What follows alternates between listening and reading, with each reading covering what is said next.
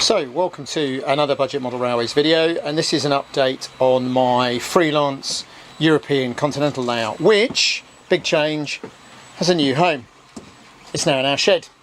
So we decided to have a big clear out in the shed, primarily to get the 3D printers in. And so what we did was we insulated it, foil.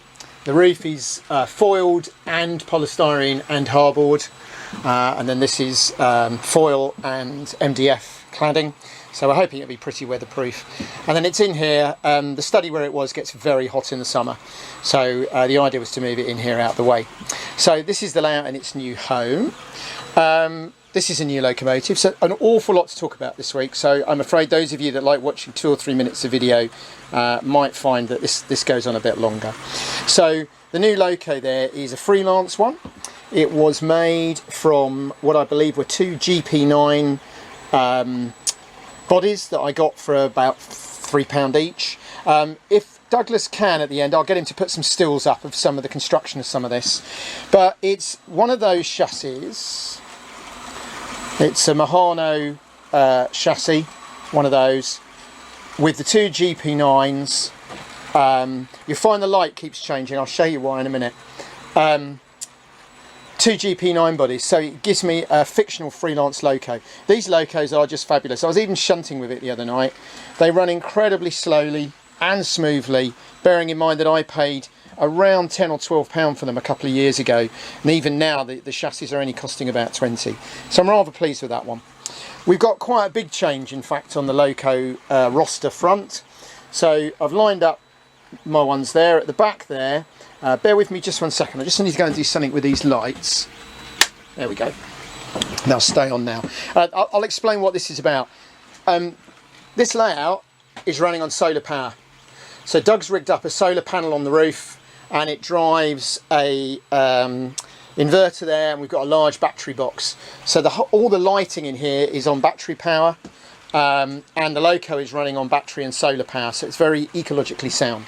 So I'm just going to stop it a second so I can show you all the locos that I've got at the moment. So at the back here we've got the Mahano German loco, which I'm going to call a B1. We've then got the Lima Class 33, which I'm going to call a B2, and I've got another one there that I've painted orange to match the orange coaches. I then have, I don't know what make that one was, that's going to be a B3. A B4 and a B5. So this one cost me about £15. This one I've just bought £11, and I'll show you in a minute. It's unbelievably good little runner. The one behind, these Mahano AHM ones, are probably the smoothest, slowest, quietest locos I possess at any price. So that's easily as good as the J15 that I paid £70 for. So I've repainted them in my own logo, 1 or 2 variations. That's my original large coco, which is going to be called a C1, and then the big one at the back there is going to be a C2. And I've got other plans. I've got 2 or 3 other locos sitting around, but I'm getting these at the moment for between £10 and £15, which is not a lot of money for really good locos. This one has got double flywheel, all-wheel drive, all-wheel pickup. Cost me £11 including postage, so it's worth thinking about. A little bit more than that because I got some couplings off from China for £1 each, but that doesn't enable me to change the couplings. I'm also going to be able to use on here, these are my Lima Italian diesels. I paid £31 for these new a couple of years ago. They're currently something like £70 new, where Hornby have re-released them. So lots of bargains, still very much Budget Model Railways. There we go. And I've got on a little bit. I've decided the station's going to go that side so I can see it.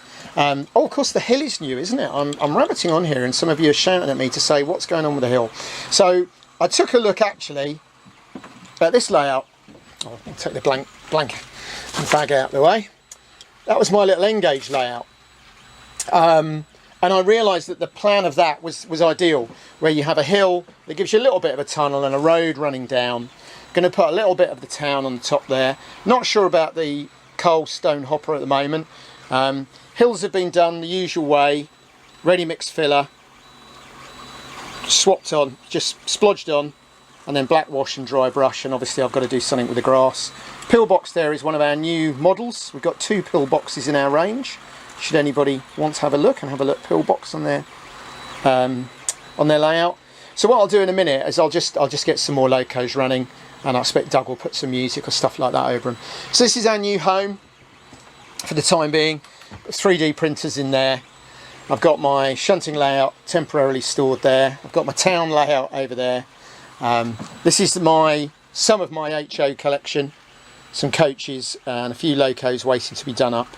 All very, very cheap at the moment, very cheap. I'm picking coaches up for around £3 to £5 each, large intercity coaches. So it's proving quite good fun, this, and very much in the budget model railways. That's something we didn't release actually. That's a 3D printed platform in 00, but it makes a nice loading dock there with the office behind. So I'm quite pleased with the track plan, the layout, the locos and the rolling stock coming along fine. These were things like bright green and bright yellow. You get them for a couple of £1 each, but they paint up really nice. These were a couple of very nice Pico, P-I-K-O wagons that cost me £6 each. Really impressive. Quite into some of the Pico at the moment. So there we go. Probably enough of me talking, and I'll finish with some film of some locos running. And hopefully you're enjoying this layout. I know it won't appeal to a lot of our viewers who are die-hard 00 people, but as an example of how to do model railways on the cheap at the moment, you can't get much better than this Freelance HO. It's because the locos are actually American, but with European couplings in often spurious American markings. Released onto the UK market, nobody wants them, so even second hand they're very cheap. But I am rather pleased with that for a Freelance loco. Can't actually see the join because I cut the cabs in half, just behind the bodies in half, just behind the cab, so the join's not actually visible. And the idea was to give me a double-ended loco, because when I shunt the yard, the loco has to go out obviously the different way, and you end up with a very, very long bonnet. So I thought it'd be nice to have a large double-ended loco, which is what we've done there.